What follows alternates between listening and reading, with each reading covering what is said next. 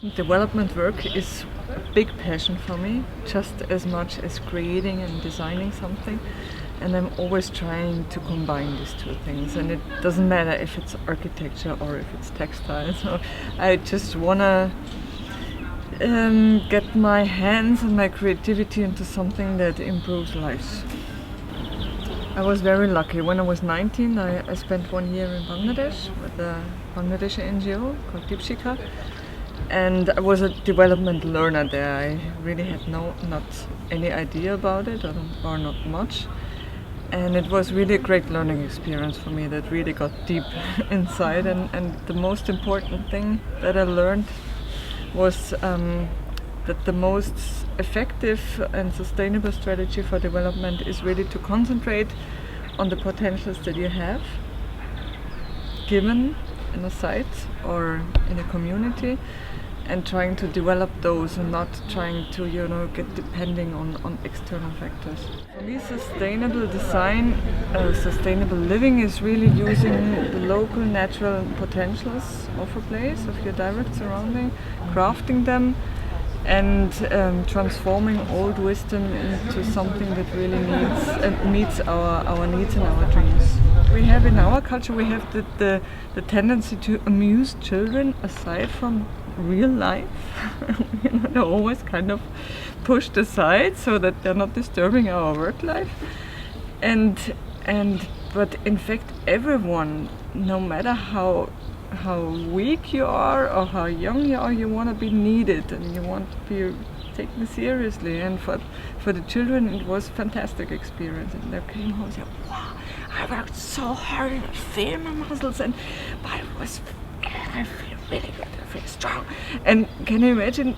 And then in the end, after 6 months, if you stand as a small girl, especially as a girl, or also the illiterate day laborers that we had, and stand in front of that school building, and you think, wow, we did this just with our hands. There was we had drilling machines, but it was the only tool, so it was really our physical power that was in that building, and just the dirt underneath the feet and the bamboo that was growing all around, and that really empowers a community and really raises trust in yourself, in the team, and also the material. And I think this is something very powerful that architecture can achieve, that we really raise trust in own potentials. I like to design for children a lot, and also of course public buildings that have some gravity, that people can come in and get convinced also, because they can experience the mud as a material, which is not so easy otherwise, is of course something that I really like to do. But I wouldn't mind building a skyscraper right in the middle of Manhattan. No, really, just imagine it's all steel and glass, and it kind of looks the same, and it's not something you want to touch actually. And then suddenly you have whoosh, an earth shoot coming out of the ground. How powerful that would be. And we hardly have contact to earth anymore. Humankind grew up with this material in such a close connection. Now we don't have it almost.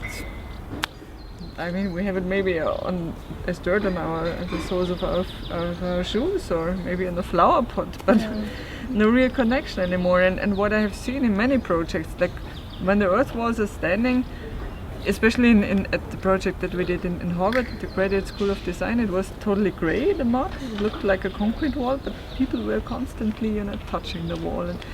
And I thought, hey, you wouldn't touch a concrete wall all the time just by passing by intuitively, on a phone, and then suddenly and I understood that there must be some archaic connection between human beings and this material, and that's fascinating. And I think especially if you get children into contact with this material from early age on, then they have a different feeling for also how good you feel in this rooms. My daughter, for example, we lived for 1 year. We have about I think 6 tons of mud also in our home, and when we moved to the States for a year. Then we lived in a normal house, and she almost couldn't stand it because she wasn't used to it. The dryness, every surface was sealed and everything, and it didn't feel good. And I think if you understand this as a small child, it already shapes you. I think fear is the core problem of our society, and out of fear we pour in more concrete and more steel because we want to be on a super safe side. It's so much overuse of these materials, and also in the master plans I was really shocked in the States when we did really just a small sculpture in front of facade, and they say, well, it can't be higher than this because someone could be raped behind it. It's like, my God! And if the first thought in the design process is something like this, then it's, what kind of cities are we heading to? It's really problematic, and especially with mud, it's a lot of feeling to it. In every client, it's always really the biggest energy goes into convincing the client not to be afraid of this material, and vulnerability is something we are really afraid of. But I think vulnerability is really a source of creativity, because when I'm taking these parameters, yes, this material is vulnerable to this climate, I have to create something that fits only to this place, that is automatically very authentic, and we're always trying to create something very special, and there it comes pretty automatically if you really respect the vulnerability of the climate and or the material. I work very much out of intuition, so out of the belly. That's also what I'm trying to teach at the universities, because I think you can also train that you trust your intuitive feeling. And it's interesting, when usually master plans are always grid kind of thing. And then the moment we usually do it in a process that we call clay storming, something I developed with Martin Rauch. And it's just a pile of mud that you shape with your hands in a very intuitive way, and it's more like this feeling that you had when you were a child and you're building some sand castles or with some leaves or sticks, some castles.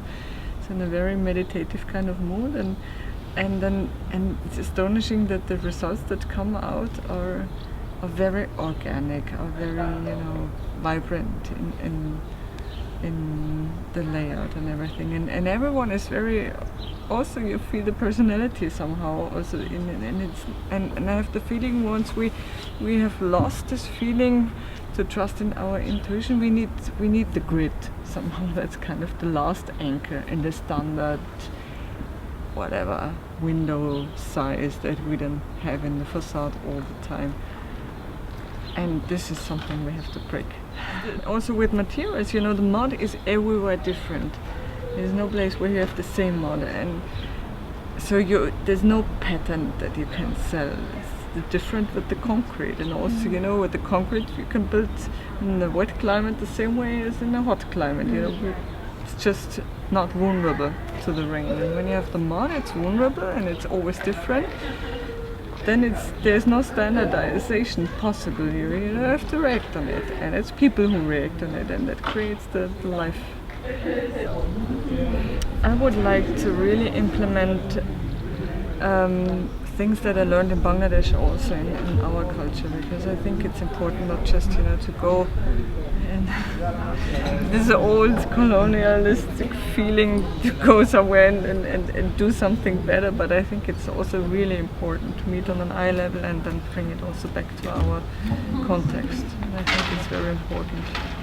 And it makes sense, because it doesn't matter how much money you have, or or how lucky you were to live in a more rich part of the world. It doesn't matter. We all have local resources, and we are one planet. We are one humankind. We are It doesn't matter how much financial power I have. I think we have all the same responsibility, and it's not just a burden. It really kind of steers my creativity, to do something, just out of what you have, and that creates our cultural diversity. And I think this makes our planet also beautiful.